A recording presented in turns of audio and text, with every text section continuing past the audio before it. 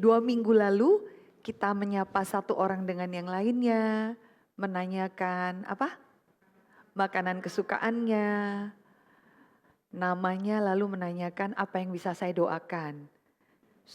Apakah ibu-ibu sudah melakukannya?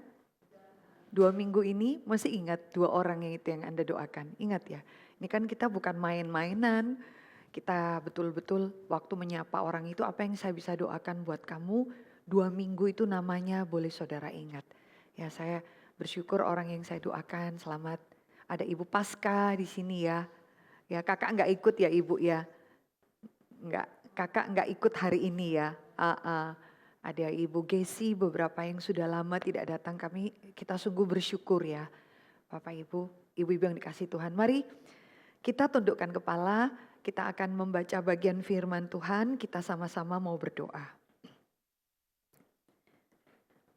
Bapa di dalam surga, Bapa yang baik, kami bersyukur untuk persekutuan pada pagi hari ini dan kami berdoa, tuntunlah kami Tuhan, pimpinlah kami Tuhan, celikkan mata iman kami Tuhan, dan hati kami seluas mungkin Roh-Mu yang kudus bekerja dalam hati kami. Tolong ya Bapa, berkati hamba Tuhan.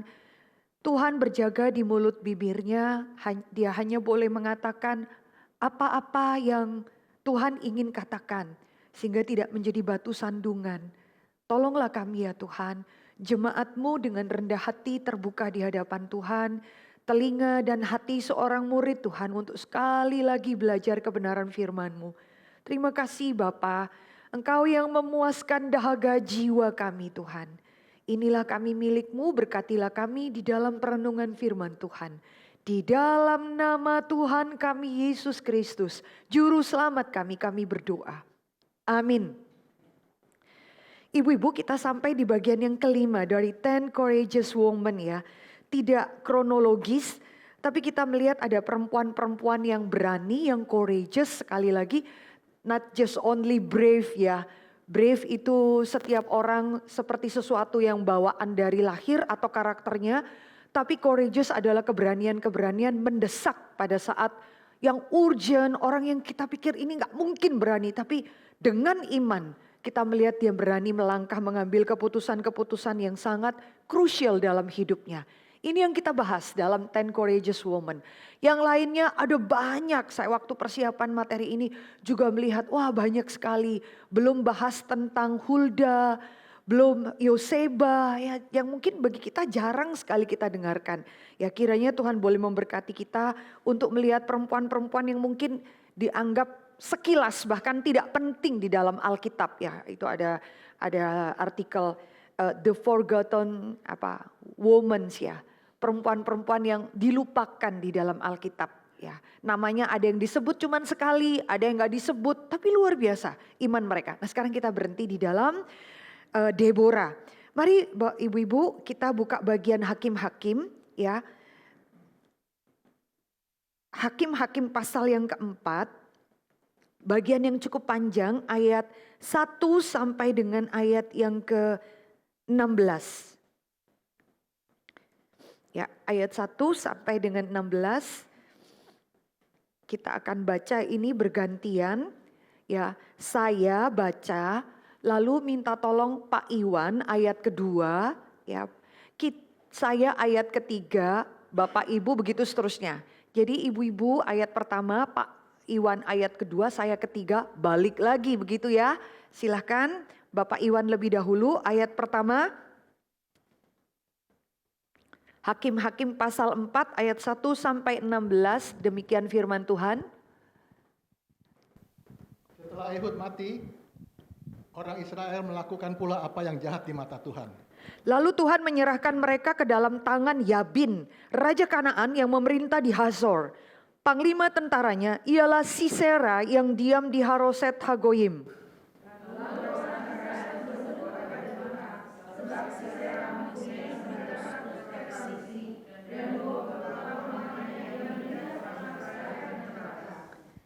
Pada waktu itu Deborah, seorang nabiah, istri Lapidot, memerintah sebagai hakim atas orang Israel. Ia biasa duduk di bawah pohon korma. Deborah antara Rama dan Betel di pegunungan Efraim, dan orang Israel menghadap dia untuk berhakim kepadanya.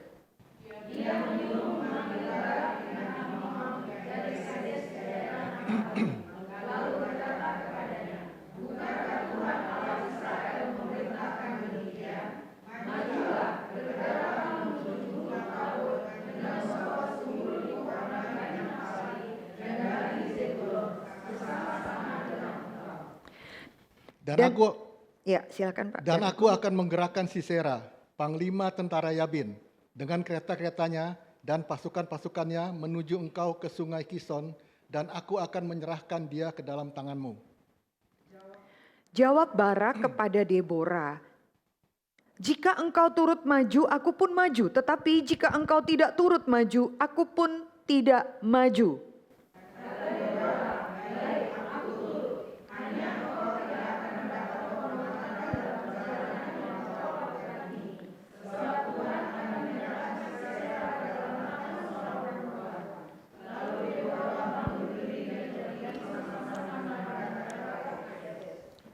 Barak mengerahkan suku Sebulon dan suku Naftali ke Kedes. Maka 10.000 orang maju mengikuti dia. Juga Deborah maju bersama-sama dengan dia. Adapun Heber orang Keni itu telah memisahkan diri dari suku Keni, dari anak-anak Hobab ipar Musa, dan telah berpindah-pindah memasang kemahnya sampai ke pohon terbantin di Zaanaim yang dekat Kades.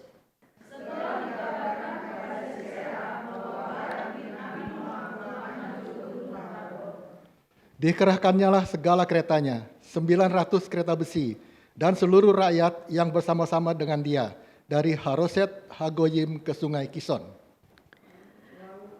Lalu berkatalah Deborah kepada Barak, bersiaplah, sebab inilah harinya Tuhan menyerahkan Sisera ke dalam tanganmu.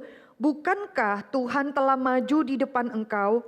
Lalu turunlah Barak dari gunung Tabor, dan 10.000 orang mengikuti dia.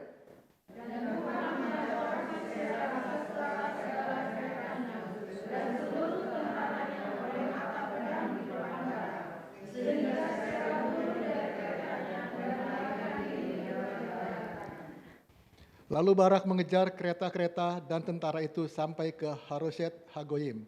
Dan seluruh tentara Sisera tewas oleh mata pedang. Tidak ada seorang pun yang tinggal hidup. Baik, sampai sedemikian Ibu-ibu yang dikasih Tuhan. Kalau kita lihat di dalam konteks hakim-hakim secara keseluruhan ya. Kita melihat perang demi perang, perang demi perang. Pertanyaannya kan, loh kan mereka sudah masuk tanah Kanaan. Kan tanah Kanaan ini sudah diberikan untuk mereka. Yosua sudah memimpin peperangan dan bangsa ini dikalahkan. Tapi kita akan melihat bahwa memang ya Kanaan itu sudah ditaklukkan. Tetapi jangan lupa musuh-musuh itu seringkali kembali untuk mengklaim tanah itu. Kamu masuk ke tanah kami sehingga masih ada perang-perang di antara suku. Perang-perang yang kecil ya, setiap kali maka kita lihat di dalam hakim-hakim itu Tuhan bangkitkan 12 hakim. Perang lagi, kita bingung. Loh sebelum ini kan Yosua sudah membawa mereka masuk tanah Kanaan, sudah selesai kan? Sudah pembagian 12 suku ya. Finally ya sudah kami selesai, tapi ternyata di dalam setiap suku itu Anda akan menemukan perang-perang kecil yang ada. Dan 12 hakim-hakim yang Tuhan kirimkan itu berperang menurut suku-sukunya sendiri. Sehingga kita lihat bahwa selalu ada pergolakan, Secara sederhana kita melihat bahwa mereka kudeta ya. Sampai sekarang pun kita lihat misalnya sederhananya itu seperti Israel dengan Hamas ya. Terus ini daerah milik kami. Ya lalu Israel katakan tanah ini Tuhan yang berikan kepada kami ya. Itu pergumulan seperti demikian. Nah, maka Bapak Ibu kita akan melihat bahwa terus akan ada perang-perang seperti demikian. Ternyata konteks keseluruhannya itu menarik ya, bahwa perang-perang itu bukan sesuatu yang sepele, yang receh, yang sesuatu yang kebetulan. Tapi Alkitab itu memberikan data kepada kita. Misalnya memang Tuhan itu mau melatih bangsa Israel untuk masuk di dalam peperangan. Ya perang-perang secara fisik itu nanti akan menjadi gambaran peperangan rohani dalam kehidupan kita umat percaya ya. Seumur hidup kita itu kita pasti masuk di dalam peperangan rohani. Kenapa? Karena sebelum kita itu memberikan satu gambaran. Coba Bapak Ibu Saudara perhatikan di dalam Hakim-Hakim pasal 3 ya. Ayat 1 sampai 2 dari awal sebelum hakim-hakim itu ada, Tuhan sendiri mengatakan bahwa akan ada terus perang demi perang supaya apa? Supaya generasi yang selama ini tuh tidak pernah tahu perang, tahu bagaimana berperang ya. Maka coba kita buka, minta tolong satu orang dong yang sudah dapat bagian ini. Pasal 3 ayat 1 sampai 2, jangan saling menunggu dimanapun Anda berada. Jadi selama firman Tuhan tolong Alkitabnya jangan ditutup ya ibu-ibu. Silahkan. Inilah bangsa-bangsa yang dibiarkan Tuhan tinggal untuk mencobai orang Israel itu dengan perantaraan mereka, yakni semua orang Israel yang tidak mengenal perang Kanaan. Maksudnya hanyalah supaya keturunan-keturunan orang Israel yang tidak mengenal perang, yang sudah dilatih berperang oleh Tuhan. Iya, yang tinggal ialah kelima raja di kota Filistin. Tuhan sisakan, ada 5 raja yang tidak langsung dibabat habis, yang masih selamat. Kenapa? Karena itu menjadi sesuatu gambaran kamu itu dapat tanah bukan happy ya, happy ye. Selesai, saya bangun rumah, saya pikir cari untung dari hasil ini, saya bercocok tanam, saya menikmati, tidak. Ya, Tuhan justru mengizinkan akan ada terus peperangan-peperangan supaya apa? Melatih mereka. Ada satu generasi itu yang nggak tahu bagaimana cara berperang. Ya setelah Musa mati, Yosua mati, mereka sudah masuk tanah Kanaan, sudah settle, sudah nyaman. Nah kondisi itu tidak pernah Tuhan izinkan. Bapak Ibu nanti lihat ya di dalam hakim-hakim itu selalu orang Israel kepingin settle. Ya udahlah diamlah, nggak perlu perang lah, kami capek. Tapi Tuhan katakan tidak bisa. Pergi perang. Maka saudara akan melihat kenapa harus ada seperti itu di dalam kotak yang hijau di bawah itu. Saudara melihat ada satu prinsip yang penting menjadi ingatan dalam kita. Kalau kehidupan kita itu terlalu nyaman, comfort ya. Atau bahkan membuat kita tuh sampai tidak menyadari bahwa hidup kita itu setiap hari adalah peperangan. Ya, sejak dari desain Taman Eden ya, peperangan antara keturunan ular dengan keturunan perempuan di Taman Eden waktu manusia jatuh dalam dosa, kalimat permusuhan itu nggak keluar dari mulut manusia, juga nggak keluar dari mulut iblis. Sekarang kita musuhan, ya, karena kamu sudah tipu saya. Sekarang kita musuh, tidak. Kalimat permusuhan keluar dari mulut Allah. Harus ada permusuhan. Setiap kali waktu manusia jatuh dalam dosa langsung kalimat apa? Aku akan mengadakan permusuhan antara kamu dengan keturunan perempuan ini. Ya, maka permusuhan itu ide awalnya bukan dari manusia, dari Allah. Maka Bapak Ibu waspada dalam seluruh kehidupan kita itu kita masuk di dalam peperangan rohani ya. Jauhkanlah kami dari segala yang jahat, itu menjadi doa kita. Waspadalah, iblis itu musuhmu, itu sedang siap-siap. Kalimat Tuhan kepada Kain, hati-hati loh Kain, dosa itu sudah mengintip di depan pintu. Tuhan juga peringatkan kepada Petrus ya, hati-hati loh Simon, kalimat Tuhan. Kenapa? Iblis itu sedang menuntut untuk menampi kamu. Seperti seorang menampi ya, menuntut menampi kamu. Tapi jangan takut, aku sudah berdoa untuk kamu. Nanti kalau kamu jatuh, kamu akan insaf dan menguatkan saudaramu yang lain. Jadi di dalam realita peperangan rohani itu bisa ada kemungkinan kita jatuh. Ya tapi jangan takut, jangan lupa kita punya Kristus, punya juru selamat yang berdoa syafaat untuk kita. Itu yang membedakan Petrus dari Yudas. Yudas tidak ada doa untuk dia, tapi Petrus untuk anak-anak Tuhan ada doa yang diberikan kepada dia. Maka poin yang saya mau katakan adalah berdoa ya. Jauhkanlah kami dari segala yang jahat. Kita berdoa setiap hari, berikanlah kami makanan kami yang secukupnya. Tapi ada the enemy within. Ada musuh yang bukan hanya di luar kita, tapi juga di dalam diri kita, ego kita dan lain sebagainya. Itu peperangan rohani. Maka hati-hati. Kalau memang kita sudah terlalu nyaman hidup ini, tidak ada berjaga-jaga, tidak mohon belas kasihan Tuhan. Mungkin sekali Anda dan saya sudah terlalu jatuh dalam dosa. Sampai apa? Kebal. Mati rasa, ya, tidak perlu kewaspadaan. Terlalu dalamnya kita jatuh dalam dosa, itu tanda awas dalam kehidupan kita. Maka Bapak Ibu Saudara yang dikasih Tuhan, kita melihat bahwa itu konteksnya Tuhan melatih mereka. Di dalam sekarang kita nggak akan perang dengan suku-suku yang lain. Tetapi menjadi satu prinsip hati-hati. peperangan rohani di dalam kehidupanmu. Ya, untuk mentaklukkan iblis si jahat itu. Maka Bapak Ibu, kita akan melihat kalimat yang tadi saya katakan bahwa di tengah-tengah kondisi demikian itu Israel itu cenderung diam, pasif. Itu kebiasaan bangsa Israel. Saudara, di dalam catatan konteks Deborah, tadi diberitahu kita baca ayat yang keberapa itu. Berapa lama Yabin dan Sisera itu menindas bangsa Israel? Berapa lama? Berapa lama? 20 tahun menindas mereka dengan keras. Coba Bapak Ibu perhatikan ya. Lalu pasal 5 ayat 7 di dalam nyanyian Deborah. Deborah itu memberikan nyanyian, aduh orang Israel kamu ditindas tapi kamu itu diam-diam saja. Dibuat sebagai nyanyian ya. Wah, kalau saya tadi pagi persiapan Deborah itu rada ngeri juga ya. Lihat nyanyian Deborah itu panjang.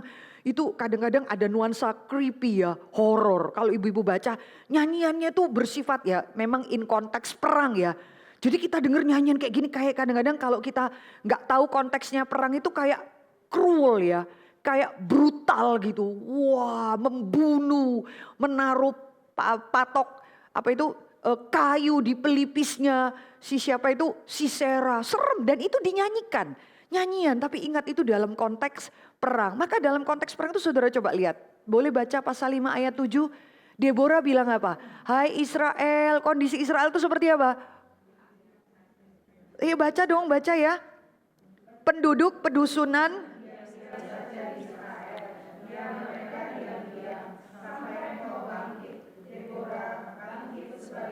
Ya, ya.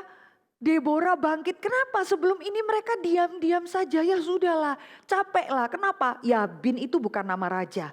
Yabin itu seperti sebutan kayak kita sebutan Firaun. Pertama, kedua, Herodes. Itu bukan nama. Itu julukan. Kenapa? Yabin adalah julukan untuk raja-raja di Kanaan yang super power. Mereka punya banyak raja. Tapi kalau disebut ini Yabin, itu berarti kepalanya, ketuanya. Punya berapa? 100.000 pasukan. Berapa kereta besinya? 900 di zaman itu Bapak Ibu Saudara. Kalau punya kereta besi 900 itu gentar. Orang Israel berapa? Cuma 10.000. Perbandingannya tidak masuk akal. 100.000 lawan 10.000 dan mereka tidak punya kereta besi. Yabin itu seperti itu. Dan bangsa Israel dalam kondisi apa? Udahlah capek perang. Biarinlah mereka tindas kita. Kita diam-diam saja. Maka di dalam kondisi yang gak natural ini yang sebenarnya. Kondisi yang tidak ideal. Saudara akan menemukan betapa sedihnya ya Deborah mengatakan. Seperti ibu bagi Israel dan mengatakan kok kamu diam-diam saja ya. Penduduk-penduduk itu diam-diam saja Bapak Ibu. Kalau kita lihat ya orang Israel tuh setiap kali bangsa Kanaan datang mau memerangi mereka. Bapak Ibu lihat kisah tentang Simson kan. Hakim yang ke-12. Simson itu gak kepingin perang Bapak Ibu Saudara. Suruh perang lawan musuh-musuhnya orang-orang Filistin. Gak kepingin perang, pinginnya apa? Kawin. Ya, Tuhan bilang gak boleh matiin mereka, perang mereka. Tapi maafkan ya, taste-nya Simson itu gak bisa tertarik sama perempuan orang Israel. Tertariknya lihat kepada perempuan-perempuan musuh-musuhnya selalu mau dan lebih ekstrim perempuan-perempuan yang disebut Dursila ya.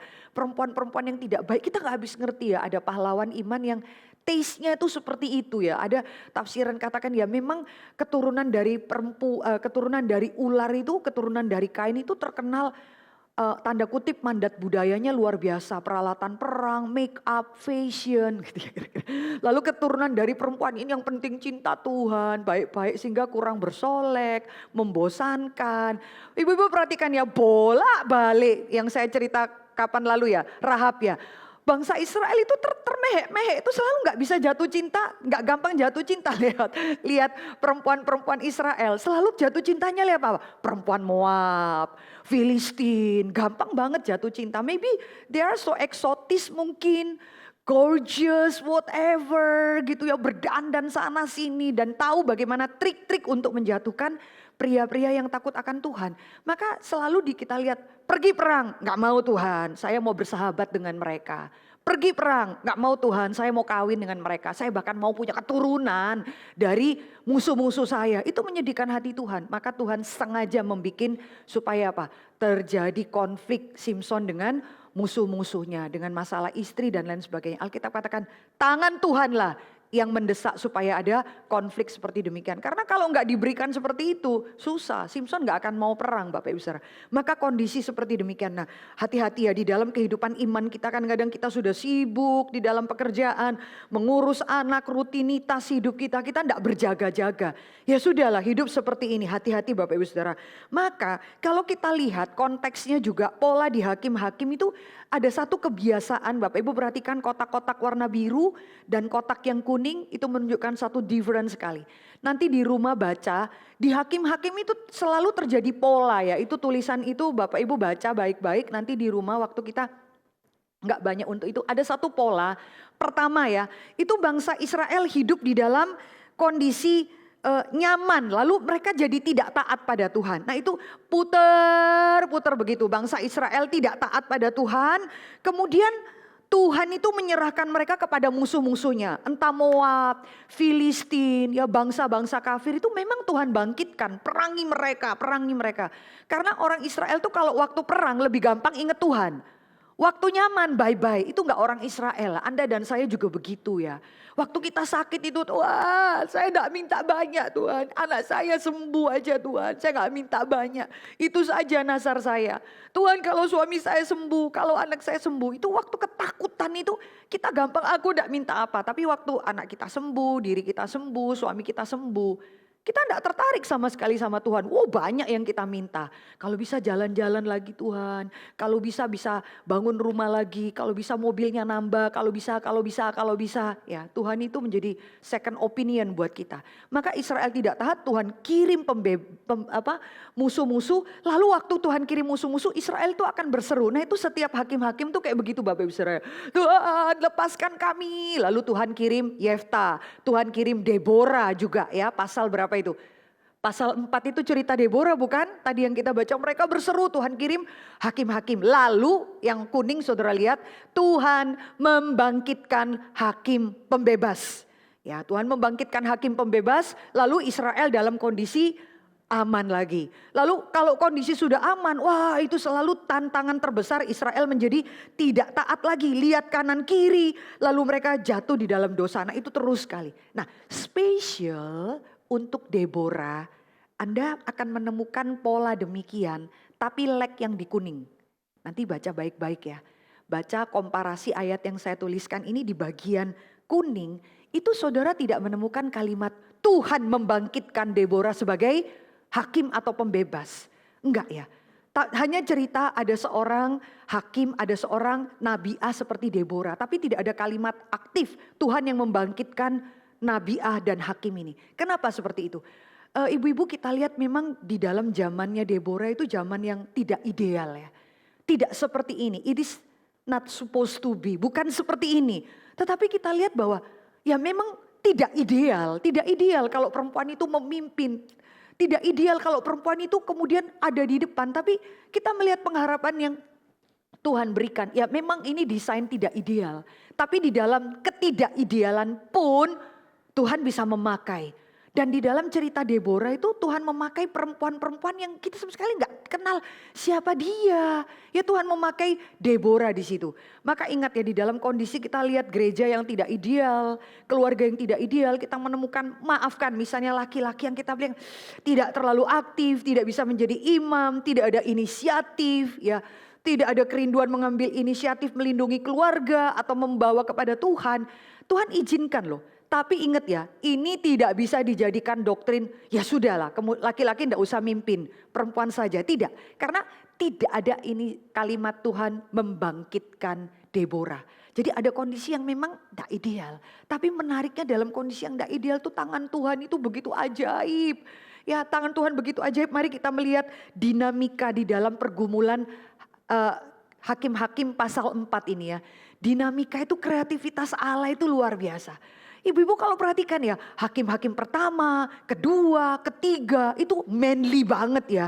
Laki-laki ya, Ehud, ya Samgar sebelum ini. Kita melihat Otniel, orang-orang yang gagah perkasa. Satu orang lalu melawan musuh-musuhnya. Biasa Tuhan membangkitkan satu hakim untuk membebaskan bangsa Israel. Tetapi di dalam cerita Deborah enggak. musuhnya bukan satu bangsa, tapi kita melihat ada tokoh-tokoh antagonis di situ. Ada siapa? Yabin. Yabin itu punya panglima perang luar biasa. Kemungkinan besar Sisera lebih besar daripada Yabin.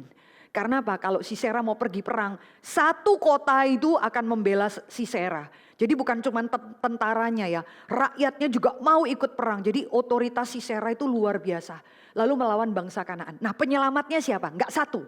Penyelamatnya ada tokoh Deborah di situ. Ada laki-laki namanya Barak di situ. Ada perempuan yang maybe nanti next ya kita akan bahas ya, very special. Siapa perempuan ini? Nyeleneh masuk di dalam bagian cerita hakim-hakim ini. Dan dia termasuk penyelamat di dalam segala kelucuan, keanehan dan kengeriannya, kebrutalannya. Aduh, tahu ceritanya Yael ya. Ya, saya baca ini sampai, Tuhan ini cerita kalau diceritakan ke anak-anak gimana ya. Satu perempuan ya ambil patok itu kayak mau bunuh Dracula gitu ya. Lalu patok ke kepalanya musuhnya dengan cara yang tricky, licik sekali, menakutkan sekali. Saudara, Yael ada di situ. Dan saudara akan melihat Deborah memimpin di dalam hal yang beda dengan hakim-hakim yang lain. Kalau hakim-hakim yang lain tuh lebih one man show ya. Satu perang kayak Simpson, gak perlu pergi orang banyak. Saya sendiri perang, Yefta pemimpinnya, one man show. Satu orang judge lalu pergi berperang. Memimpin dengan apa? Kekuatan laki-laki. Tapi di cerita ini enggak. Yang perang itu bukan Deborah, yang perang tetap siapa? Barak. Barak yang pergi perang. Tapi Deborah itu memimpin beda dengan semua tokoh-tokoh hakim-hakim yang lain itu. Dia biasa duduk di bawah pohon. Dia biasa menunggu orang Israel datang dan orang Israel berhakim kepada dia. Kepemimpinan yang lebih apa? Mengatur, berstrategi, bijaksana, ada ketenangan sekaligus keberanian, beda-beda. Ya kalau tokoh-tokoh yang lain bahkan saudara lihat Simpson, Yefta, bahkan siapa Gideon, saudara tidak akan menemukan karakter ini. Orang yang sangat tenang sekali dan dihormati oleh bangsa Israel. Ada orang katakan demikian, Deborah itu mengambil otoritas laki-laki ya. Dia menggantikan Barak, tapi jangan salah. Deborah itu tidak merebut apa-apa loh Bapak Ibu Saudara. Karena zaman itu pun seluruh orang Israel tahu pemimpin kami itu bukan Barak. Tapi siapa? Deborah. Deborah itu gambaran pemimpin yang luar biasa sekali caranya Allah untuk menunjukkan dengan dinamika. Coba kita lihat siapa sih Deborah ini. Tuhan hadirkan Deborah itu beda ya. Selama ini saya memikirkan Deborah itu mungkin satu gambaran, wah dia perempuan yang gagah perkasa, saat itu kekurangan laki-laki yang memimpin, maka dia memimpin, dia menggantikan tugasnya laki-laki. Salah sekali Bapak Ibu Saudara, dan Alkitab tidak pernah mengajar kita perempuan-perempuan untuk seperti itu, menggantikan peran laki-laki seperti demikian, tidak. Deborah itu perannya apa? Alkitab katakan Deborah itu namanya arti sederhananya itu adalah apa? Lebah. Siapa dia? Alkitab cuma katakan istrinya Lapidot. Ada orang langsung, enggak terkenal Lapidot. Yang lebih terkenal siapa? Deborah. Lapidot itu lemah. Lapidot itu dicoba disebut satu kali. Tapi jangan salah Bapak Ibu Saudara ya. Coba saudara perhatikan ya. Kenapa Deborah itu bisa begitu besar ya? Kemungkinan besar akan didukung oleh suami yang juga sangat mensupport Deborah. Ya, yang rela untuk ditinggal karena dia menjadi hakim, yang bijaksana mensupport istrinya untuk melayani Tuhan. Jangan remehkan Lapidot karena Alkitab tidak mencatat Lapidot itu jelek.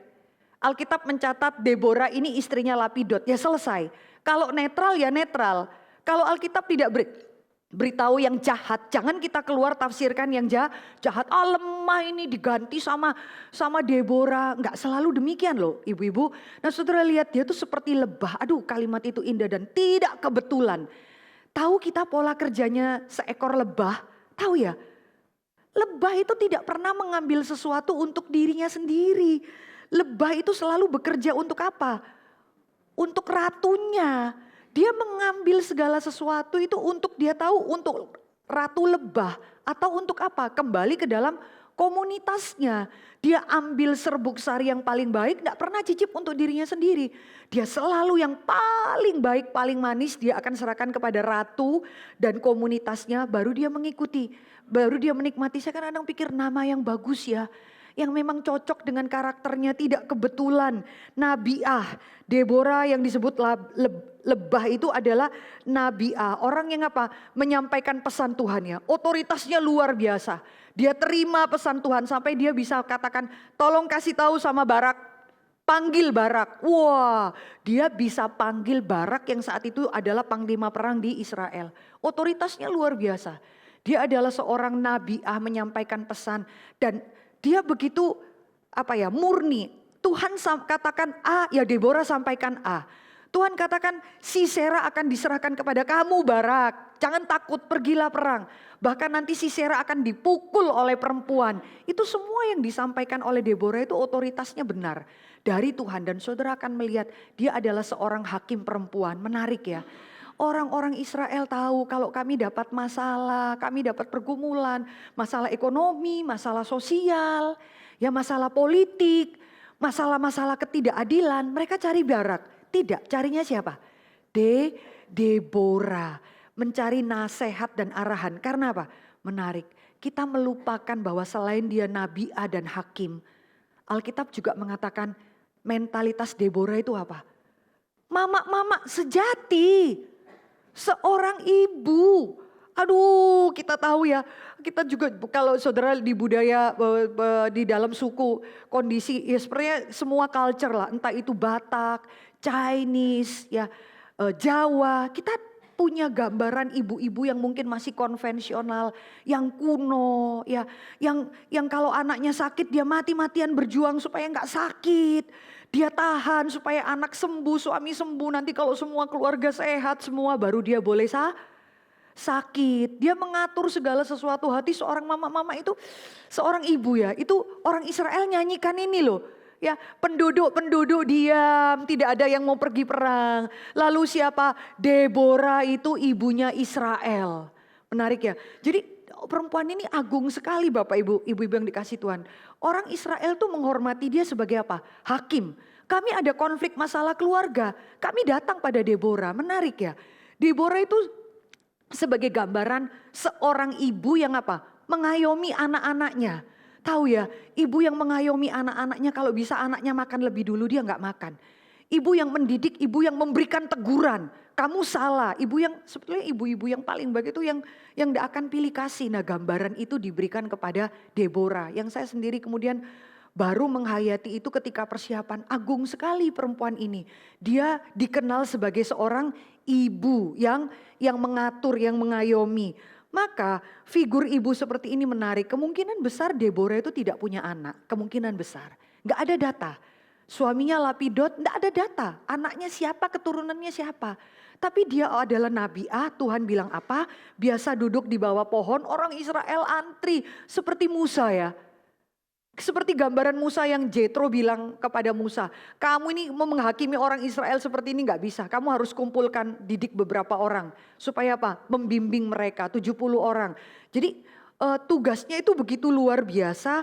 Hati seorang ibu, dia tidak punya anak, tapi Tuhan percayakan anak-anak, yaitu apa?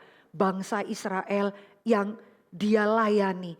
Saudara, kita berharap ya kita jadi seorang ibu itu yang hatinya itu luas. Ya, melayani itu dengan hati yang luas. Melihat setiap bahkan anak-anak di gereja kita itu, kalau dia rame, kalau dia apa, kita selalu punya konsep itu juga anak kita. Kita tidak bisa katakan kalau di dalam komunitas gereja, aduh anaknya siapa sih itu, biarin aja. Ya saudara, setiap kita lihat anak rame, kita ini dalam satu tubuh Kristus, kita lihat kita punya cinta kasih, itu juga anak saya. Ya saudara, berapa kali kita kalau kebaktian kalau di gedung, anak-anak kita kan sometimes hiperaktif ya, terlalu homely dengan gerejanya. Karena mereka bisa, dari mereka lahir, ya sudah ditaruh mamanya di sini, deket sama piano, bahkan mungkin tidur di belakang mimbar. Kan pernah satu kali Jumat kita bingung nggak, terus anak mau foto anaknya ditaruh di belakang. Saya bilang, bayi ini bisa taat sekali, saking homely-nya ya. Sehingga anak-anak itu kan kalau mungkin di gereja yang lebih besar kan gereja kita cuman sekotak gini. Jadi very homely sekali. Mau lari sana, mau lompat sana. Sehingga udahlah ini anaknya si A gitu ya. Si B biarin aja lah dia. Gak bisa, ibu-ibu kita tuh punya hati dalam gereja Tuhan. Ini anak saya juga. Saya bicara kepada dia juga. Jadi mereka punya Banyak ibu yang memperdulikan kerohanian mereka seperti mendidik anak sekolah minggu. Nah, gambaran Deborah ini jarang sekali digambarkan seperti demikian dan kita lihat ya bagaimana Tuhan itu memakai Deborah ya. Ya, nanti kita lihat figur seorang ibu tapi pelan-pelan kita lihat Tuhan memakai Deborah itu dengan sangat indah. Deborah itu tunduk pada otoritas Allah itu luar biasa. Ya dia sendiri tuh melangkah. Kalau Tuhan perintahkan dia itu apa? Ya, Tuhan berfirman seperti ini, panggillah Barak. Kenapa dia bisa punya otoritas besar? Seorang ibu bisa panggil, kenapa? Karena Barak pun menghormati Deborah sebagai seorang ibu, bukan saingan. Ya dia dipanggil Deborah perempuan, panglima dipanggil perempuan. Wah, otoritas Deborah luar biasa. Tapi jangan lupa orang Israel tuh melihat dia seperti seorang mama. Seperti seorang ibu kehadirannya. Maka mereka berani tunduk pada otoritas. Dan bangsa Israel saat itu gak berani perang 20 tahun. Diem aja dah, pasrah dah, biarin deh, udah capek berdoa. Tapi kita akan melihat seorang ibu itu yang membangkitkan semangat anak-anaknya. Membangkitkan semangat siapa? Barak. Ayo pergi perang, Tuhan sudah kasih firman Tuhan. Sisera itu akan diberikan kepada kamu. Kayak kita mama-mama ya. Mama-mama yang melatih anaknya, ayo ya kamu pergi, mama berdoa buat kamu. Tuhan akan tolong kamu. Satu kebenaran-kebenaran yang kita tahu itu firman Tuhan. Seorang ibu yang menguatkan anaknya bukan dengan kalimat-kalimat motivator. Tapi apa? Kebenaran firman Tuhan. Seorang ibu yang membawa anaknya itu melihat otoritas Tuhan. Pergi perang Barak, Tuhan berfirman kepada kamu. Dan Barak itu tidak melihat Deborah itu seperti saingan ya.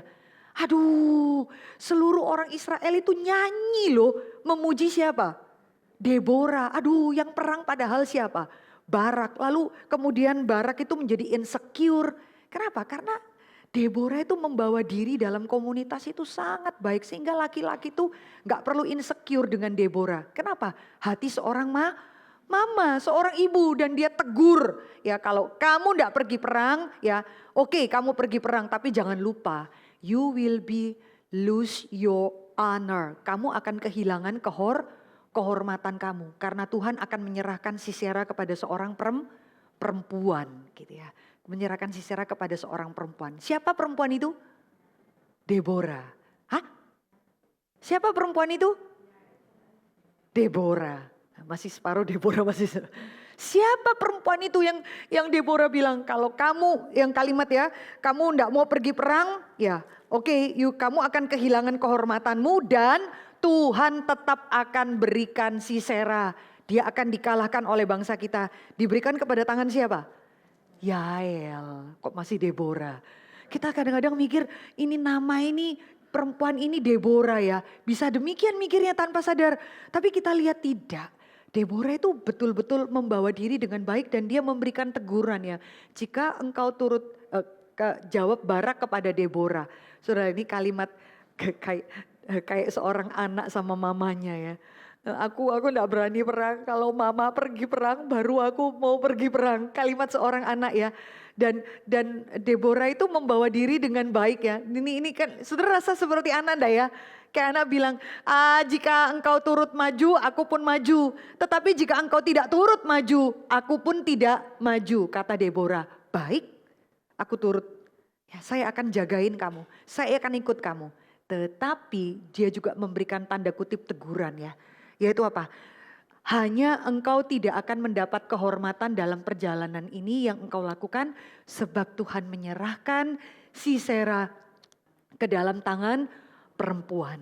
Ya seperti seorang ibu yang memberikan, oke, kalau kamu tidak berani, kamu lihat bahwa Tuhan akan mengalahkan Sisera lewat tangan seorang perempuan. Saudara lihat pelan-pelan keindahan karakter dia ya.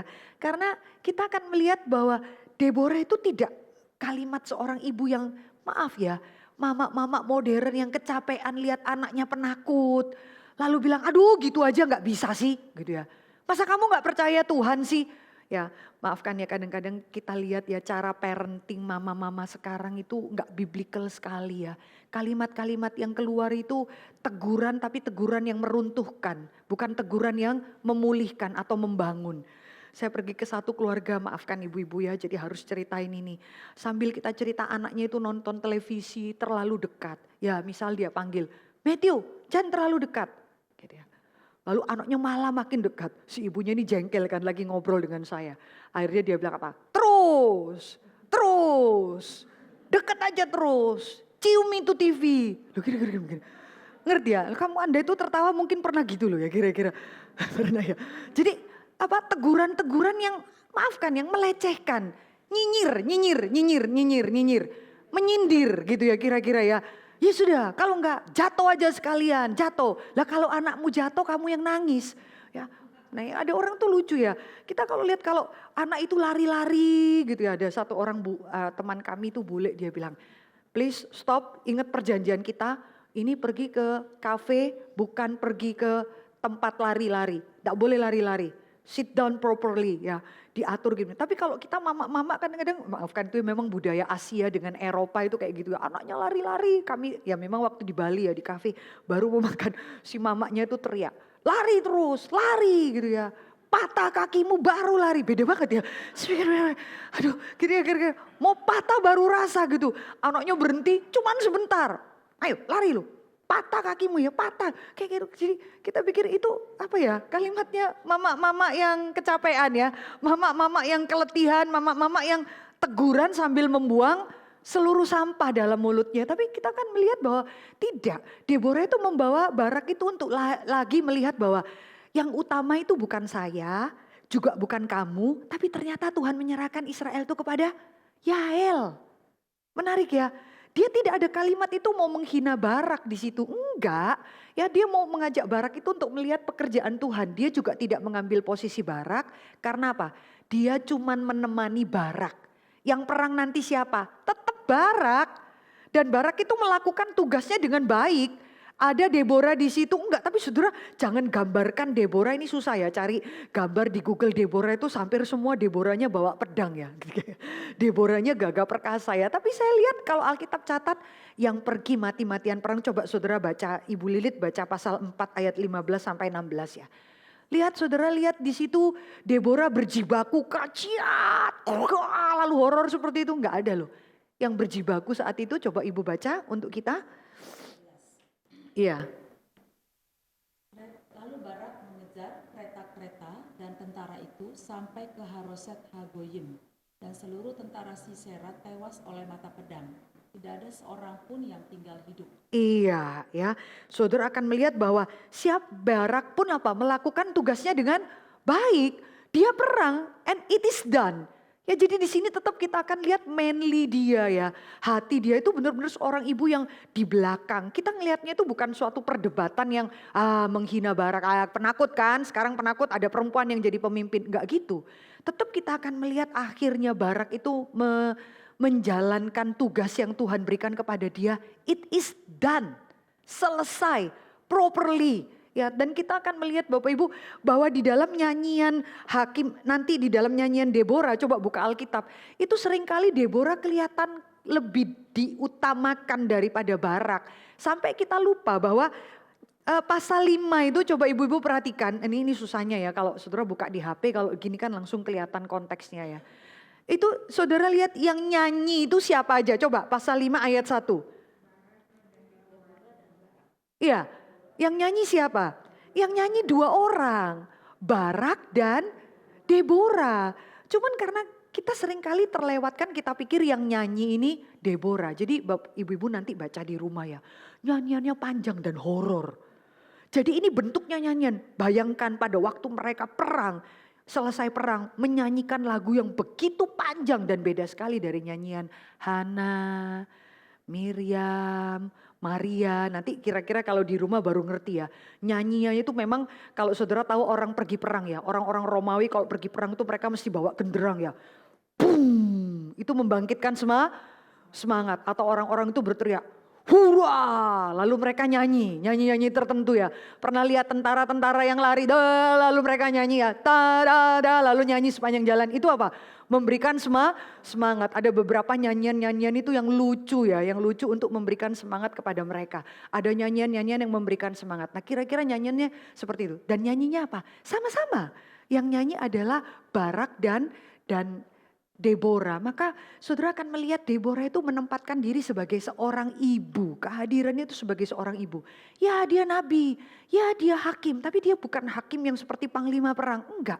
Dia seorang ibu yang menyatakan kehadiran Allah dan perkenanan Allah di tengah-tengah keadaan yang tidak ideal. Maka ibu-ibu kita itu di tengah-tengah keadaan ideal ya. Berelasi mungkin konteks kita yang menikah. Yang punya suami kita lihat keadaan suami kita itu tidak ideal. Maka saudara menempatkan diri kepada suamimu bukan berelasi seperti istri yang menggantikan suami, merampas otoritas dia. Tapi membimbing dia Tuhan berikan ruang apa? Kayak hati seorang ibu dengan anaknya. Ibu itu membimbing anaknya yang tampil anaknya bukan dia. Ya, kenapa? Karena memang keadaan saat itu tidak ideal, Bapak Ibu Saudara. Tidak ideal, orang Israel kehilangan figur, tidak mau perang dan lain sebagainya. Menguatkan Barak dan umat Tuhan yang sedang lelah, keberadaan demikian. Dan respon Deborah itu menarik ya. Deborah itu menempatkan diri itu dengan cantik ya, dengan indah, dengan properly ya. Ya, di depan itu dia memakai otoritas, panggil Barak. Pergi perang, Tuhan yang suruh pergi perang. Panglima perang bisa ikut otoritas dia. Tapi kita melihat waktu Barak katakan, kalau kamu nggak pergi perang, maju, aku mau pergi perang, kalau kamu pergi perang. Nah ini sebenarnya Barak nggak ngomong gitu ya. Ini mungkin tafsiran saya, gaya ngomongnya. Mungkin Barak ngomongnya tenang ya. Kalau kamu nggak pergi perang, saya nggak akan pergi perang Deborah. Itu kan permohonan Barak mengingatkan kita beberapa tahun sebelum ini waktu apa? Musa bilang sama Tuhan kan.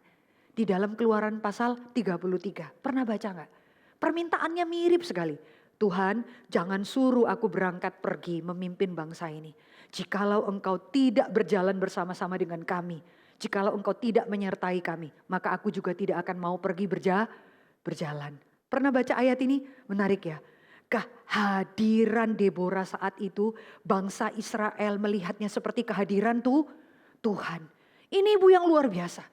Ibu-ibu kalau kita itu menegur anak kita, membimbing anak kita ya. Anak-anak itu bisa lihat Tuhan atau hantu ya. Dalam keluarga kita ya. Anak-anak itu melihat kita jangan ketawa. Kadang lihat kita itu dia udah capek ya. Kenapa? Karena kita tuh ya saya koreksi diri saya. Kita tuh memberikan daftar kesalahan anak-anak kita. Mama bilang berapa kali, kan sudah dibilangin ini taruh sini. Dia tuh udah merasa kalau kata Pak Harli itu seperti denger tetetet gitu ya, kayak denger trompet gitu ya. Dia tuh sendiri lelah sehingga anak-anak itu tidak bisa melihat kehadiran Tuhan. Beberapa keluarga-keluarga Kristen tuh melihat mama-mama yang nyinyir, mama-mama yang tidak bisa menempatkan diri, mama-mama yang atas nama mendidik, mendisiplin anak-anaknya. Tapi anak-anak itu tidak bisa melihat kehadiran Tuhan. Coba Bapak Ibu koreksi ya, menempatkan diri dengan benar ya. Dan dia tidak mencari kemuliaan bagi dirinya sendiri. Itu Deborah. Loh, Barak aja tunduk pada dia. Saudara akan melihat bahwa dia tuh menempatkan diri, tidak. Saya bukan di situ. Saya akan dampingi kamu tapi yang perang tetap laki-laki. Dan ternyata Tuhan tidak menyerahkan pada kamu Barak. Dan juga tidak menyerahkan pada saya. Menyerahkan pada orang lain, bagus ya. Aduh, di dalam gereja, di dalam komunitas itu semua itu berjalan baik. Kalau nggak perlu iri-iri satu dengan yang lainnya. Nggak perlu menghidupi story-nya orang lain. Ya, Bapak Ibu nggak perlu. Gereja banyak kali konflik itu ketika orang itu ingin menghidupi story-nya orang lain. Ya lihat hamba Tuhan yang ini, aduh bagus sekali ya. Aduh kok dia dekat dengan Pak Tong misalnya. Tahu nggak orang yang dekat dengan Pak Tong itu berapa menderita, berapa sulit, berapa capek. Bener loh, yang ngikuti geraknya dia. Saudara boleh tidur, boleh liburan dengan anakmu. Boleh apa, orang-orang yang tertentu, wah dituntut lebih berat. Kenapa sih saudara ingin menghidupi story-nya orang lain? Saudara di dalam kondisi yang kita relasi dengan yang satu dan yang lainnya, kita tidak perlu lihat, wah kenapa dia seperti ini ya, kenapa seperti ini. Tidak perlu Bapak Ibu Saudara. Karena Deborah itu membawa kita untuk melihat jangan rusak pekerjaan Tuhan. Bawa diri dengan baik-baik, saya bisanya seperti ini ya, seperti ini. Maka saya kadang-kadang tegur baik-baik ya, ada orang itu kepingin jadi seperti orang lain, kepingin niru seperti orang lain. Ya dia pernah memimpin satu kali di depan MC, saya kira-kira kok bukan seperti yang saya kenal ya dia ya. Ternyata dia lihat, oh saya baru latihan liturgis di pusat Bu. Saya berhari-hari kepingin seperti hamba Tuhan ini. Ya enggak cocok gitu ya kira-kira. Misalnya orang seperti pendeta Stephen Tong dengan kebesaran, dengan otoritas, karisma dia sebagai hamba Tuhan. Kalau dia bilang, kalau saudara belum Kristen, tidak cinta Tuhan, tidak usah kasih persembahan. Wah, orang itu gentar. Dan herannya justru mau kasih persembahan. Heran, dimaki-maki malah mau kasih. Terus saudara copy paste itu lalu bawa balonimu. Saudara yang belum Kristen, yang tidak cinta Tuhan, tidak usah kasih persembahan, dilempar batu saudara gitu ya. Orang tinggal, orang ngeludahin siapa? Elu. Orang nggak bisa lihat Tuhan, lihat hantu lewat keberadaan kita. Jadi koreksi, jangan merusak desain yang Tuhan berikan ya. Pas properly, dan dia tidak mencari kemuliaan diri. Tidak ada kalimat dia menggerakkan diri, dan dia orang yang menggerakkan, suruh Barak. Tuhan bilang kamu pergi perang, tapi tidak teori. Yang meletihkan di dalam komunitas Kristen, itu kalau orang banyak teori, tapi dia sendiri tidak mau kerja. Harusnya seperti ini, seperti ini, seperti ini. Ya kalau di KKR regional itu baiknya seperti ini, seperti ini, seperti ini. Lah terus kamu buat apa? Ya kamu yang harus lakukan, emang lu bos di sini gitu ya.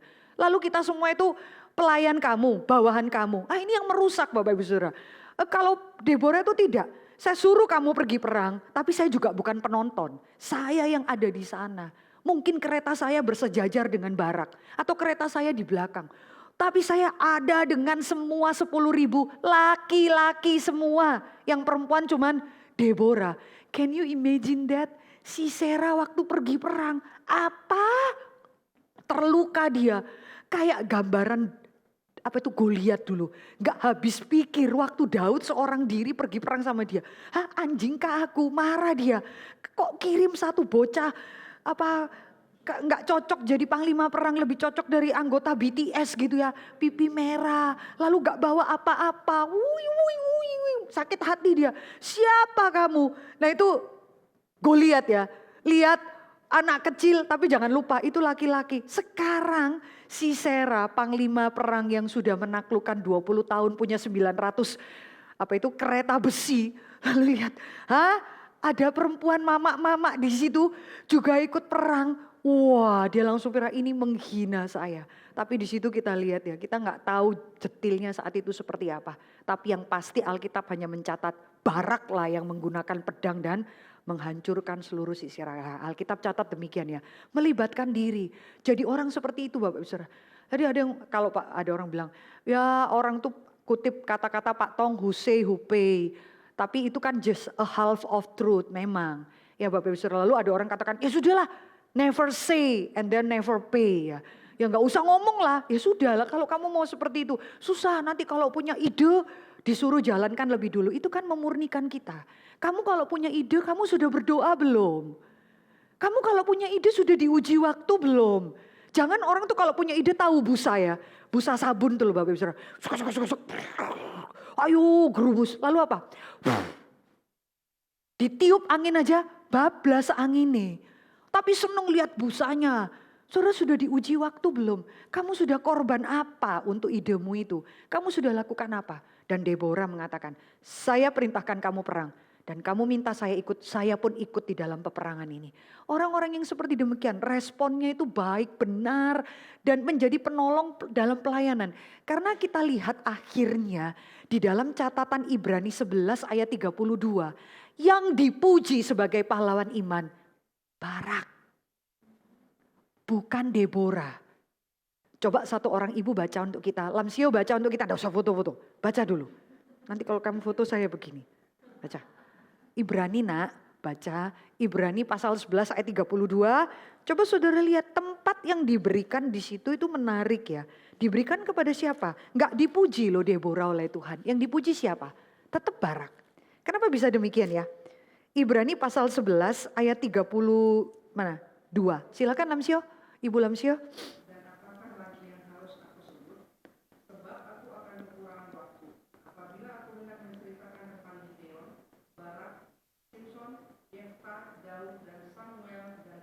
Iya. Di antara kumpulan hakim-hakim kita bahas kan Deborah itu luar biasa besar. Tapi Tuhan itu mengatur segala sesuatunya properly. Nama yang dimasukkan yang dipuji bukan Deborah. Tapi siapa? Barak sebagai pahlawan iman. Lu saudara jangan remehkan. Jangan terlalu anggap nyinyir Lapidot. Orang yang cuma namanya kayaknya nempel sama istrinya. Enggak loh. Istrinya itu bisa besar, kemungkinan besar karena suami itu yang betul-betul rendah hati dan mau menyangkal diri, mempersilahkan istrinya yang kapasitasnya begitu besar. Dipakai Tuhan lebih daripada dia. Butuh kerendahan hati enggak? Butuh. Beberapa laki-laki insecure. Langsung goncang dia, langsung berubah, langsung rusak karakternya. Tapi kita lihat ya, bahwa Tuhan memberikan fokus kepada Barak bukan kepada Deborah. Jadi kemungkinan besar kata-kata Barak yang tadi bilang, kalau kamu pergi perang baru saya pergi perang. Itu kalimat iman loh sebenarnya ibu-ibu. Kalimat iman. Itu bukan kalimat tidak iman, itu sebenarnya kalimat iman Bapak Ibu Saudara. Iman di dalam kelemahan, iman yang apa? Iman itu kan sebetulnya pengakuan di hadapan Tuhan bahwa saya tidak sanggup tetapi saya berhadapan Allah yang sanggup. Di situ. Iman itu adalah pengakuan ketidaksanggupan saya di hadapan kesanggupan Allah. Itu iman Bapak Ibu Saudara. Justru Barak itu yang dimasukkan sebagai pahlawan iman. Karena pengakuan dia. Saya itu tidak sanggup ya Deborah. Kehadiran kamu itu seperti kehadiran Allah di tempat ini. Jadi saya bacanya itu berbeda ibu-ibu ya. Dulu saya punya konsep rada gimana terhadap Barak ya. Tapi Tuhan lihat kalimat yang tadi kita baca itu sepertinya tidak beriman. Itu kalimat iman. Pengakuan imanku di hadapan Tuhan. Saya tidak sanggup Tuhan. Tapi saya berpegang kepada Engkau yang sanggup ya. Engkau yang able, engkau yang sanggup melakukan segala sesuatu. Dan Deborah tidak ada tempat di dalam bagian itu. Karena tolong Uli baca untuk kita ya. Uli baca untuk kita itu Hakim-Hakim 5 ayat 24 di dalam lagunya Deborah. Deborah itu memberikan lagu itu pujian diberikan kepada siapa? Coba Hakim-Hakim pasal 4 ya. Boleh lihat Hakim-Hakim pasal 5 maksud saya. Ayat 24 ya.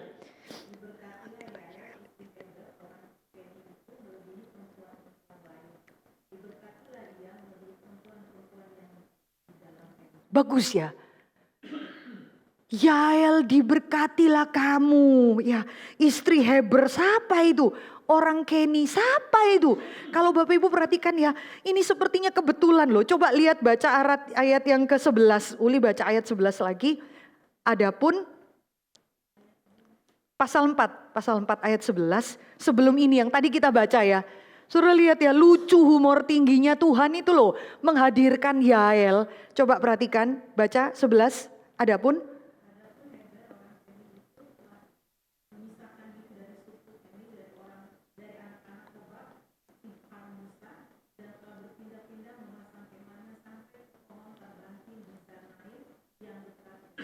ya menarik ya. Heber itu siapa? Dia lihat orang Israel pergi perang, alah capek lah. Dia mungkin mikir udah pasti kalah lalu. Udah. Lalu dia sendiri memisahkan diri dari gerombolan orang Israel. Lalu apa? Keliling-keliling bolak-balik bangun tenda. Lah lucu ya, keliling bolak-balik tenda lalu bikin tenda di tempat sesuatu. Dan saudara lihat Sisera kan kalah. Dengan Barak Sisera kalah. Lalu Sisera apa? Runaway kan. Lari. Kok bisa ya tersesat di tendanya Yael? Di mana Heber itu sama Yael ya sudahlah bikin tenda di sini.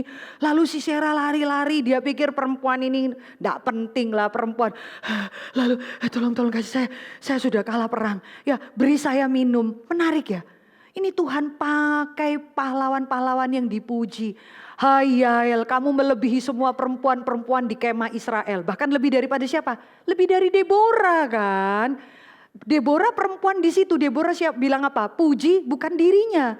Yang Deborah puji siapa? Yael, kamu itu lebih besar. Nyanyian itu diulang-ulang. Yael itu lebih besar bahkan dari semua perempuan-perempuan yang ada di kemah Israel. Yang ada di kemah itu siapa? Termasuk Deborah. Yael lebih besar. Coba saudara lihat ya.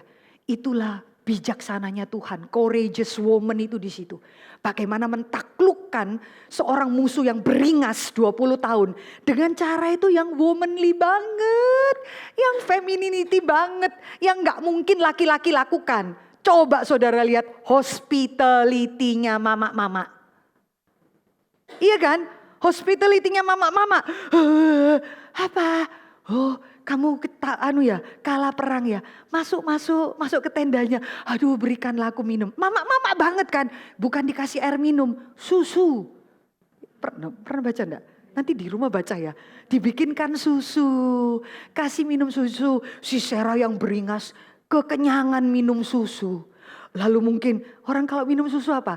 Cepat tidur. Saya sudah membuktikannya. Walaupun saya harus menghabiskan teman saya. Ci, minum Bear Brand. Harus habis 4 Bear Brand baru bisa tidur. Kenapa? Kegendutan perutnya. Kecapean baru saya bisa tidur. Saya bilang, aduh mahal kali obat yang kau berikan padaku. Harus minum 4 kaleng baru saya nyenyak. Layak ditiru Bu Lilit. Ya. Bagi sesama insomnia ini ya. Langsung kita tidur. Itu lucu ya. Langsung dia nyaman tidur. Itu nggak mungkin dilakukan oleh bapak-bapak. Strategi perang kayak gitu itu idenya cuma mama-mama yang bisa lakukan itu. Kan nggak mungkin bapak-bapak, Pak Janter misalnya. Ayo masuk, saya kasih susu. Enggak banget, nggak bapak-bapak banget itu. Mungkin lihat, dari mana kau? Kenapa kau begitu kan? Mesti lihat kamu bawa senjata nggak? Curiga. Tapi mama-mama itu dibikinkan susu, dikasih minum. Nanti ibu baca di rumah deh ya. Kok kayaknya ini ada nggak ada di dalam Alkitab. Sampai dia kecapean, kekenyangan dan tidur. Yael mesti ngapain? Aduh Tuhan humor tinggi sekali. Perempuan ini di masa Yael menyelimuti dia. Kok kurang kerjaan ya? Nggak mungkin bapak-bapak mau menyelimuti. Ada laki-laki datang ke rumahnya. Ini kalau Heber lihatin, siapa pula nih laki-laki ini ya? Bisa selingkuh istriku ini. Siapa pula tendang si Sera. Tapi mama-mama banget ya. Diselimuti dan tidurlah dia dengan nyenyak. Baru dia ambil apa? Saudara tahu yang disebutkan untuk pukul kepalanya si Sera. Itu barang yang kalau saudara lihat bahasa aslinya. Kayu yang biasa di dapur buat remukin daging. Saudara kalau bikin daging itu ada yang tajam, itu untuk remukin supaya waktu dipanggang dia empuk. Jadi mengalahkan panglima perang yang bikin bangsa Israel ketakutan 20 tahun itu pakai peralatan dapur. Ya, bukan tombak, bukan pisau, bukan panah, tapi peralatan dapur. Ih, mama-mama banget sih. Itulah caranya Tuhan untuk menunjukkan di dalam seluruh histori itu satu-satunya memang yang gagah perkasa di situ adalah Tuhan. Strateginya itu lo nggak kepikir. Yang Yael dengan suaminya Heber yang sepertinya takut nggak mau peduli kepada orang Israel itu yang dibangkitkan. Maka Deborah menyanyikan itu. Yael itu luar biasa. Perempuan ini lebih besar dari semua perempuan yang ada di dalam kemah ini. Diberkatilah Yael. Ini gambar saya dihilangin aja dong. Istri Heber. Kita baca yuk sama-sama lagunya Deborah. 1, 2, 3. Diberkatilah Yael, istri Heber orang Keni itu melebihi perempuan-perempuan lain. Diberkatilah ia melebihi perempuan-perempuan yang di dalam rumah. Ya di dalam kemah. Kalau sampai saat itu yang bertemu si Sera tidak bertemu Yael atau ketemu Heber atau ketemu laki-laki yang lain. Kemungkinan ceritanya bakal panjang. Dan kemungkinan malah si Sera yang menang. Tapi lewat kecantikan, keanggunan, kelemah lembutan caranya Tuhan. Ya, dengan memang tipikal ya courageous woman seperti itu ya. Porsi kamu itu on the right time, on the right moment, and the right person. Ya saudara perhatikan caranya Tuhan dalam hidup saya. Tuhan pakai saya dalam keluargaku, dalam gerejaku saat yang tepat. Harus berbicara apa? Sehingga hal-hal yang sepele, yang sederhana itu menjadi bekas. Ya saya ingat ya Bapak Ibu ketika saya kuliah itu semua teman-teman saya itu bikin saya minder karena kalau kita waktu kuliah tahun pertama itu ya kakak-kakak kelas saya yang perempuan-perempuan itu enggak cukup tempat untuk taruh bukunya. Wow, bukunya itu luar biasa. Saya tidak punya satu buku pun, dalam arti apa? Cuman punya Alkitab sama bahasa Inggris itu loh. Terjemahan bahasa Inggris. Ya cuma itu Alkitab sama ini. Kenapa waktu saya di STT hampir 90% bukunya bahasa Inggris. Ya senjatanya Alkitab sama ini. Jadi mereka sering ketawa. Ini kau udah ada buku yang lain ya. Aku tuh numpang di tempatmu ya. Jadi saya punya rak buku itu tidak ada satupun buku dari saya. Waktu saya kuliah hidup begitu susah. Mau beli buku satu itu pun gak sanggup. Karena mau hidup setiap hari pun tidak sanggup. Sesederhana itu Bapak Ibu Saudara. Nah saya sering terkenal. Suami saya bilang namamu itu terkenal.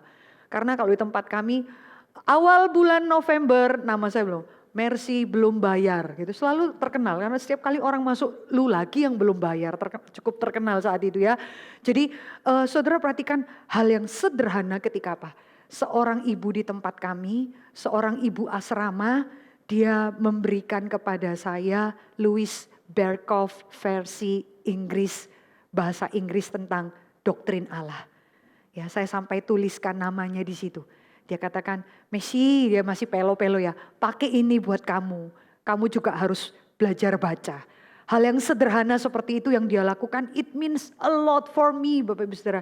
Dia ibunya seorang dosen di tempat kami ya. Jadi memori saya terhadap, aduh luar biasa Tuhan pakai dia. Dan sejak itu setiap saya dapat pelayanan dari khotbah, karena kakak-kakak kelas saat itu tuh seru ya, Tuhan mengizinkan saya masuk di STT itu, kakak-kakak kelas kalau tahu pelayanannya jauh, pergi ke Bogor, pergi kemana, mereka kalau nggak bisa benturan dengan pelayanan yang lain, mereka pasti panggil saya, kamu gantikan saya ya, kenapa? Saya nggak ngerti ini tuh arahnya mana. Setelah saya oke, baru saya tahu 2,5 jam pergi ke tempat itu. Gak heran lu kasih ke gua. Nah tapi saya melihat lewat semua hasil sampahan dari kakak-kakak kelas saya, Tuhan latih saya itu berkhotbah di situ ya. Yang jauh-jauh yang enggak suka dikasihkan ke saya ya. Dan saya lihat hal-hal seperti itu dan saya mendapat momen Tuhan, perempuan ini luar biasa. Dia menjadi ibu asrama di tempat kami yang membimbing kami semua perempuan-perempuan setiap malam untuk berdoa bersama-sama. Dia enggak bisa pimpin kita KTB karena dia sederhana sekali. Tapi kami dapat figur seorang ibu yang tua yang menyiapkan makanan kepada kita. Yang siapa yang sakit dia akan pikirkan obat Chinese ya, cungkok yuk untuk mengobati kita. Dan berdoa bersama-sama dengan kita.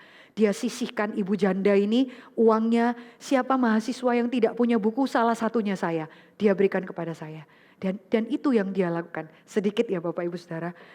Dia adalah orang yang juga Pak Tong awal-awal kalau ketemu dengan beliau sangat menghormati. Maklum ya, emak-emak itu punya power luar biasa. Lu ya pergi terus gak lihat mahasiswa. Ini siapa yang bisa begitu sama Pak Tong itu ya kira-kira ya. Jadi ada orang-orang tertentu itu yang Tuhan pakai ya. Kita berharap ya. Waktu tangan kita begini itu anak kita melihat Tuhan ya. Anak kita melihat Tuhan. Poinnya di sana. Maka Bapak Ibu, siapa pahlawan yang sejati? Siapa yang pahlawan sejati? Kita selalu melihat aduh, kok sepertinya Barak kurang beriman ya, penakut. Tapi ternyata Tuhan puji dia. Oh, yang paling hebat itu Deborah. Tapi Deborah pun akan mengatakan enggak, saya cuman ibunya Israel. Lalu saudara lihat siapa? Yael yang paling dipuji. Yael pun dalam kesederhanaannya dan dia tidak masuk di dalam pujian Ibrani, pahlawan iman. Sehingga poinnya apa? Poinnya the divine warrior saat itu adalah Tuhan kita. Yang berperang. Alkitab katakan kamu itu siapa? Kita berdebat yang ini pengecut, yang itu penakut. Kita kalau kadang-kadang ya Tuhan ingatkan saya. Kamu itu kalau baca cerita Deborah, kamu itu di mana? Coba saudara lihat ya, kita baca ceritanya Allah itu, kita selalu mau memasukkan our story di dalam ceritanya Allah. Saudara kalau lihat ini, saudara bayangkan dirimu siapa? Deborah. Gak mungkin Yabin lah ya. Terus aku mirip Sisera. Enggak lah Tuhan. Kayaknya gue Yael dia. Enggak juga deh.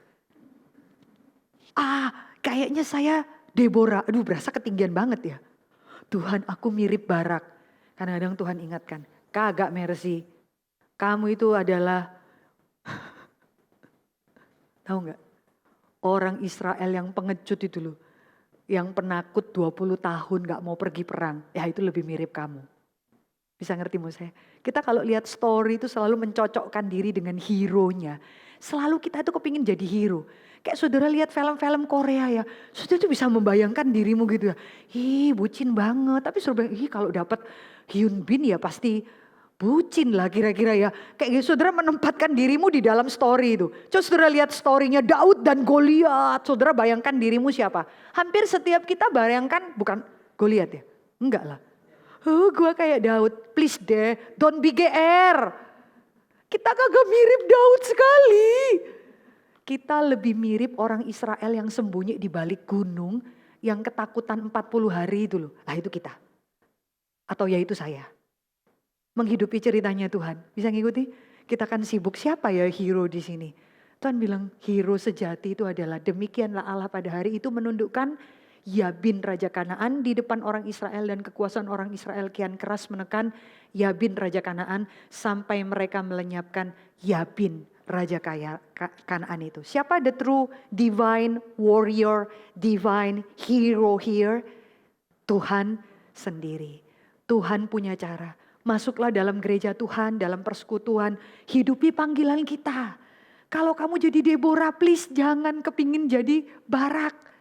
Yang Barak, please ya jangan jadi Yael. Gak mungkin, karena Barak gak mungkin menyelimuti Sisera, gak mungkin kasih susu. Setiap orang ada perannya.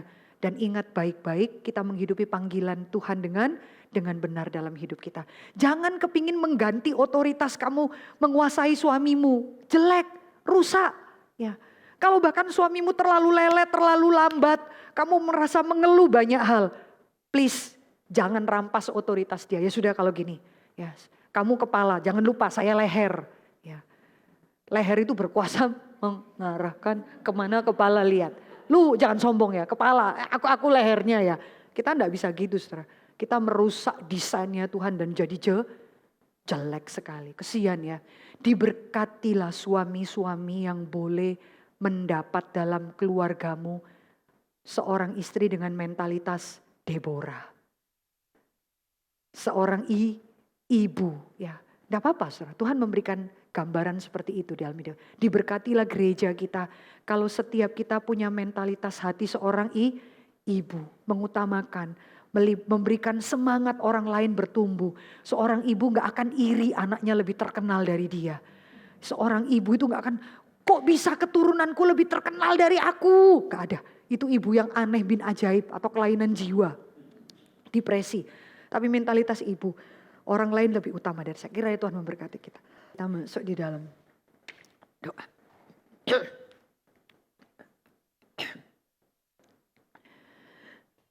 Boleh satu orang berdoa buat kita? Maafkan saudara. Minta tolong satu orang, boleh tutup kita dalam doa. Mari kita berdoa.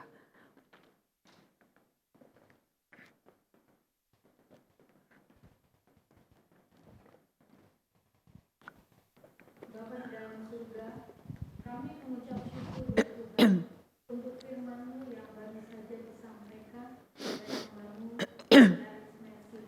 Kami bersyukur ya Tuhan lewat firman ini Tuhan. Kami semakin mengerti segala keberadaan kami di dalam kekurangan ataupun kelebihan kami. Kiranya Tuhan mengampuni jikalau kami masih memiliki segala ketakutan, kekhawatiran di dalam menghadapi kehidupan, bahkan di dalam menghidupi panggilan Tuhan atas kami. Seringkali Tuhan, kami mengabaikan, kami lebih melihat kepada diri kami. Ya Tuhan, Karena kesombongan bahwa kami yang melihat masih Engkau ya mengikat Tuhan. kami begitu kuat. Kami bersyukur ya Tuhan.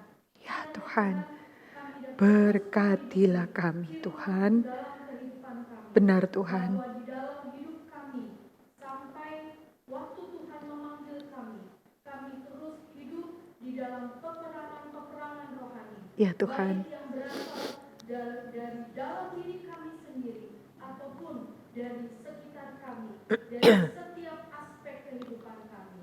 Kami mengucap syukur untuk siang hari ini Tuhan. Kiranya kuasa Roh Kudus yang diam di dalam hati kami terus mengikat kami dengan kuasa-Mu untuk kami dapat hidup di dalam takut akan Tuhan, agar kami berani Tuhan mengambil keputusan untuk setiap panggilan Tuhan atas pelayanan yang harus kami lakukan. Ya Tuhan, berkati kami, berkati gereja-Mu.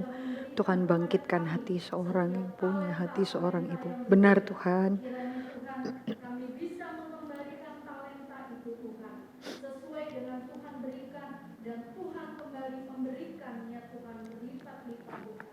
Biarlah kiranya talenta itu Tuhan tidak menjadi sia-sia dalam kehidupan kami, dan kami menjadi berdosa karena telah melalaikan setiap talenta yang Tuhan sudah berikan. Ya Tuhan. Terima kasih Tuhan untuk siang hari ini. Hanya di dalam nama Yesus kami sudah berdoa dan mengucap syukur. Amin. Amin. Silahkan 5 menit kalau ibu-ibu ada pertanyaan, respon silahkan ibu-ibu. Ini bentuknya persekutuan, bentuknya WA. Saya sangat mensupport ibu-ibu. Boleh, Bu, saya terpikir sesuatu, boleh saya tanya sesuatu, silakan.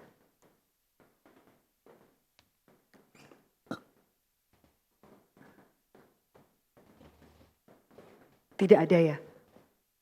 Ini saudara jangan menghidupi yang diam-diam 20 tahun itu ya. Enggak ya, semua baik ya. Oke, kita akan nanti masuk di dalam sharing bersama, bisa nanti ada pertanyaan yang diberikan. Tapi setelah itu saya berikan kepada siapa liturgis? Ya.